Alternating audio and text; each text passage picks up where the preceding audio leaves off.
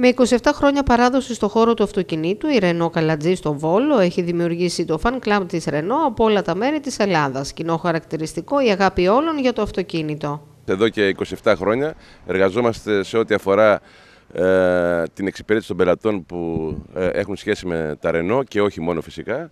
Σήμερα έχουμε ένα event το οποίο καλύπτει σχεδόν όλη την Ελλάδα. Έχουν έρθει άτομα στο Βόλο και ταυτόχρονα έχουμε ένα tour γύρω από το Πήλιο με διανυκτέρευση στα Χάνια και αφορά τους κατόχους Renault που έχουν αγάπη για το αυτοκίνητο και έχουν λειτουργήσει σαν ένα κλαμπ το οποίο λέγεται Renault Club και έχει σχέση με ό,τι αφορά το αυτοκίνητο Renault και πάρα πολύ μεγάλη σημασία δίνουν και στο γεγονός των εκδηλώσεων και αν θέλουμε να το πούμε και εκδρομών.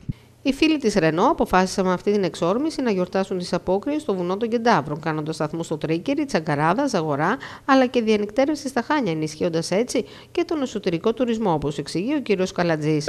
Ενημερωνόμαστε μέσα από τα blogs και κάθε τόσο έχουμε εξορμήσεις σε όλα τα μέρη της Ελλάδος, με συνέπεια να αναπτύσσουμε τον ιστορικό τουρισμό. Αυτή τη φορά επιλέξατε να κάνετε με τη Renault απόκριες στο Πήλιο. Ναι, νομίζουμε ότι ήταν και δικιά μας, ας πούμε να το πω έτσι, διάθεση να έρθουν τα άτομα αυτά από όλη την Ελλάδα να γνωρίσουν τις ομορφιές του Πηλίου όσοι δεν έχουν έρθει και κατ' επέκταση και εμείς να συμβάλλουμε στον ιστορικό τουρισμό της πόλης μας και του Πηλίου μας. Αυτή τη φορά 60 περίπου φίλοι της Renault έλαβαν μέρος σε αυτή την ξεχωριστή εξόρμηση.